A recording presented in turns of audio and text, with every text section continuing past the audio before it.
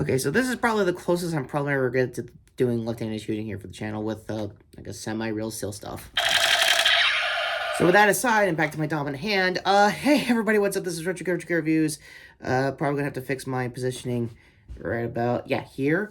To my final, I guess, retro review for the year, and it's the biggest holiday-themed one I've ever done in a while. It's so much so that I'm risking a lot of skin and chest hair than usual for the channel. So, it's that kind of a big deal when I want to bring that into the room.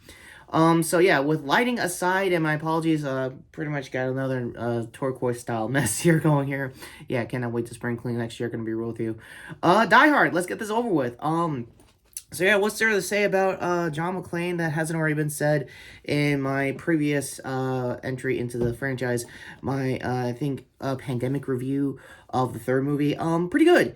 There's no getting around it. The debate of it being a Christmas movie will always be looming, so much so that I won't be being pressured into it because I think it's good enough as a cool action movie to put into the season, regardless. And I think the only one that kind of makes the most sense to be an actual action movie that happens to be around Christmas is the actual follow-up sequel, but that's another problem for another day for me, for the channel. That having been said, what's there to say about Bruce Willis in this role that hasn't already been said?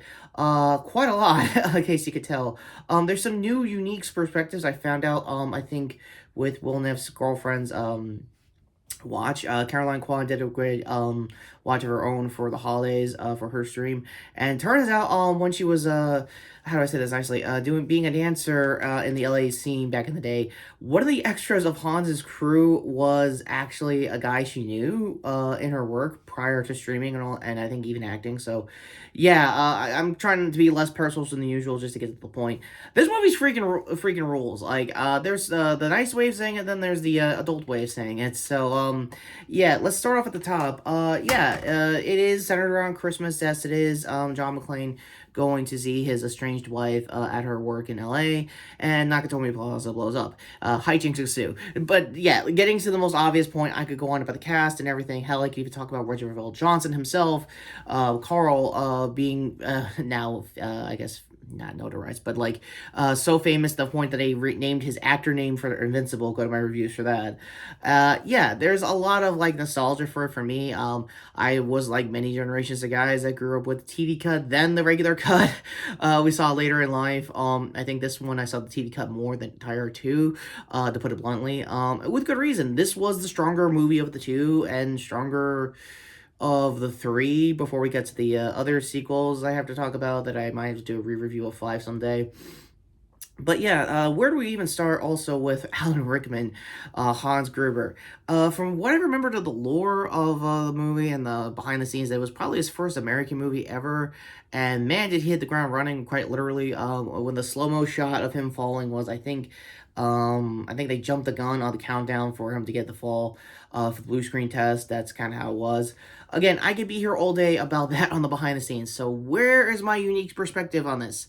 Not much. Yeah, there's a reason why I've been putting it off every time the holidays rolls around, because everyone and their mother have basically talked this movie to death. So I guess in spirit of it, this is the closest to a John level, I guess, loadout nerf-wise.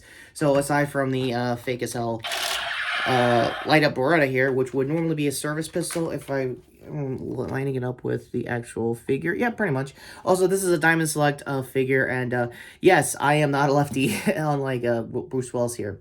So, yeah, the main reason why this also got put off was the diagnosis of his dementia last year, while happening to be the 35th anniversary of the movie. It was a weird way to explain that going into this review. So, this isn't really more of a traditional plot-by-plot review, because everyone has seen the plot. If there's someone who hasn't seen this movie, go see it yourself. There's going to be spoilers abound. My apologies in advance. And with that all being said, yeah, the action still holds up. It's very 80s action with a lot of, like, side tilt kind of, like, aim and stuff. But, like, down to the pistol work, it's still whatever wants to recreate it for holiday parties and stuff like that as time goes on. I would also love to see people in the Nerf hobby, speaking of, do essentially Nerf themed. This is my current loadout for a SMG loadout. I know, Springer, who knew? Anyway, yeah, this is the Aeon Pro. I already reviewed this earlier this year. Go to the cards for that. And ironically, kind of makes sense if you just put it like here in a solid paw kind of sense for John, if you're gonna go for that. I know there are left-handed operators and modders in the game. Hi, Captain Xavier, by the way, go to his reviews. That being said, yeah, there's nothing really much I can talk about other than like most of the plot. So with that being said, the big twist that everyone has basically used for political stuff as time goes on, was this actual terrorism, or they just in it to grift for, I don't know, multi-millions of dollars? In a word, yes. But another unique perspective I kind of want to bring into is the book itself. Yes, this was based in a book, and yes, that book almost had Frank Sinatra play John's role, I think, about a good 20 years before Willis got the gig. I think the Dom did a Christmas special review of it before he left Channel Awesome. So I guess the only cards here, if that. As for behind the scenes, there's no getting around there. There's a lot of people, a lot of video essays of this movie for years. I highly recommend Google, like, Die Hard video essay, and people have talked to death about it. I think the guy that's been reviewing almost every James Cameron 4K remaster, go to his latest review if I could find that. Yeah, he also probably talked about the movie when it was new. Same with the third movie I also used in my Die Hard with a Vengeance review. So with that being said, yeah, I missed a lot of the cast. I missed a lot of the plot and everything, but that's the kind of the thing with Die Hard. It's like the speed rules of like, you gotta like see it to believe it when with this kind of old school action. Speaking of speed, I believe John DeBont was also the cinematographer for this through 3. I could be wrong. Again, let me know in the wiki down below or tell me in the comments. That's kind of it for retro reviews. There's no scores for this because, one, I absolutely love this movie. This was my childhood favorite action movie and will continue to be so. And I hope someday it will be yours as well. So until next time, and with somebody trying to tell me to do something out of the way, off-screen stuff's gonna off-screen stuff. And cards finally coming up to my previous video here, which was, I assume, my Craven review, or hopefully, if I got this right, my Critical Role endgame theories going into the final half of Bell's Hells. Other hand here, speaking of, to shorts for probably other trailers I probably missed earlier this week. So with that all being said, hit the notification and sub the channel down below to the short here. Yeah, again, like I said, this is the closest to John level gear you're ever going to get here for the channel. So until next time, and until 2025, this is Retrokid Review saying, yeah, I'm not a lefty, but I'm hunching it. You can see that, right?